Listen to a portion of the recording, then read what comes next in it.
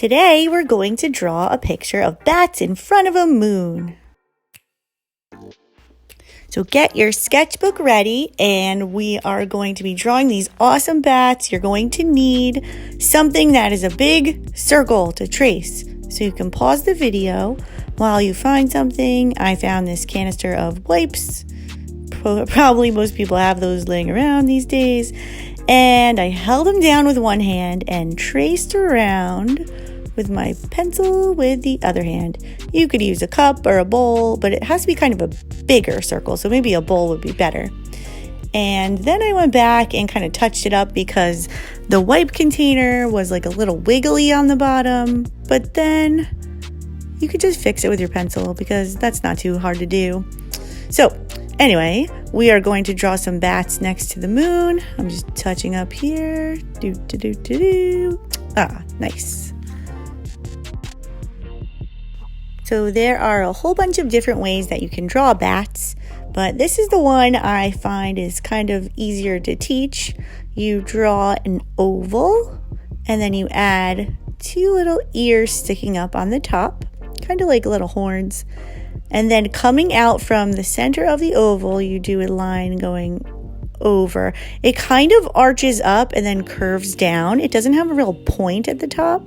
So it's kind of like two little hills coming out of your bat. On the bottom, you're going to draw what I would call upside down ocean waves. So they go to a point and swoop in. You might have to practice that a few times. But next thing I decided to do was make the bat's body a little thinner towards the bottom and add little feet. You can keep it as like a round bat if you want to, but for that bat, I decided to give that one a little more shape. So we're going to draw a couple bats on this picture and they're going to be of various different sizes.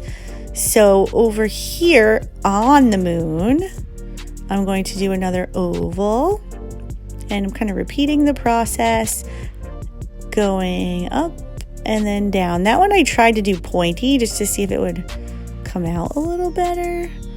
Upside down waves. And plus I was thinking the bats could be flying in like different, parts of their flight. Like one is just about to flap its wings. One is, their wings are opened up. Over here, I drew a gigantic bat. Whoa. And then a super tiny one over there. So I repeated that process 4 times. The gigantic one actually crosses over the edge of the moon. And I'm using a Sharpie, so I want to make sure that I have a piece of paper underneath. If you're drawing with a Sharpie marker, you could totally use a regular marker, or if you don't have any markers, just grab anything that's black or purple or dark colored. It could be a crayon, it could be a colored pencil, pretty much anything. If you have to use a pen, use a pen. So just make sure you have something underneath because Sharpie markers or permanent markers, they go through.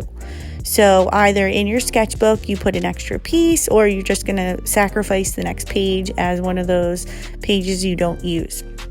So I always outline my shapes first and then start to color them in because then you'll have much cleaner edges. So I just kind of swirl it in, make sure I'm filling in all of the spots, getting the legs and the body.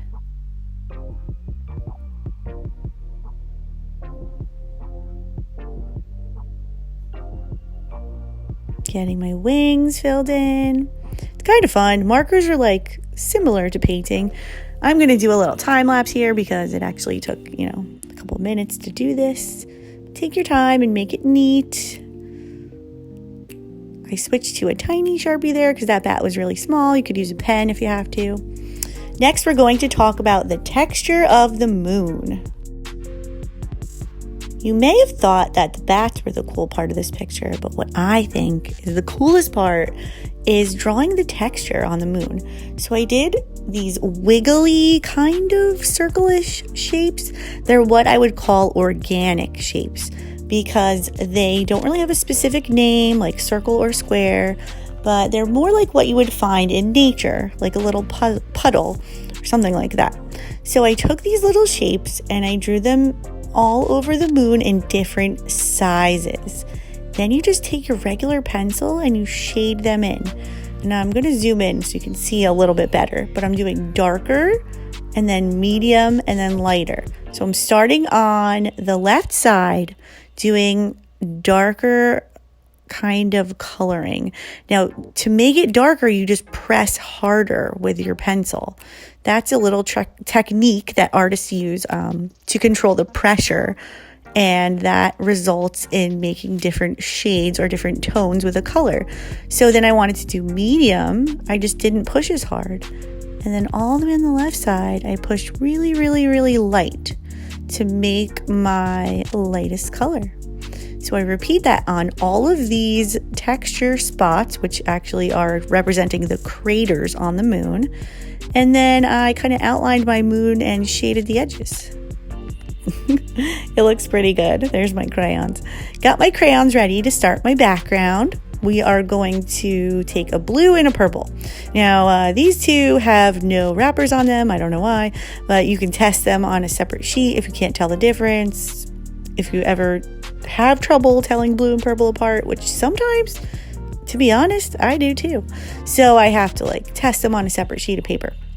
So what I did was kind of darken the outline around the edge of the moon, and this represents what would be behind the moon. So I go in a circular pattern, doing my lines going all around from left to right and back and forth, curving and swirling my lines. So I'm going to go lighter as I go out, and I use that same pressure trick where I'm just pushing lighter with my crayon when I want a lighter line and pushing darker on my crayon when I want a darker color.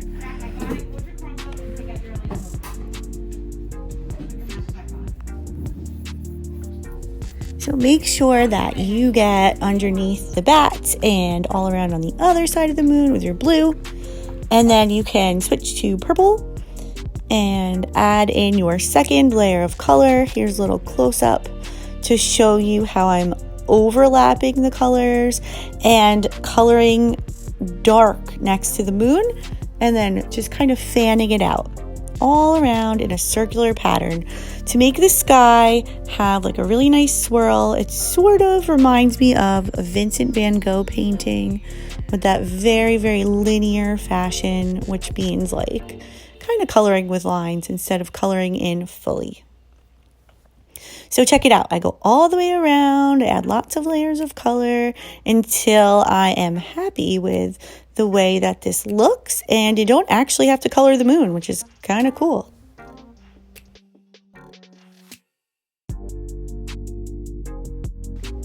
So I know this is kind of taking a long time, but I did really take my time and go over this a lot to make it look really, really good and really interesting and make it look like the moon is really glowing. And I didn't put this in a time lapse because I really wanted you guys to see that I'm taking my time and going around, and good art takes a long time sometimes. It's not instant. It's not like you're pressing a button and it's done. It's something you have to look at and think about and really, really just make some choices while you're working. So I got all the way to the edges, made sure I got under my bats, and ta-da! It turned out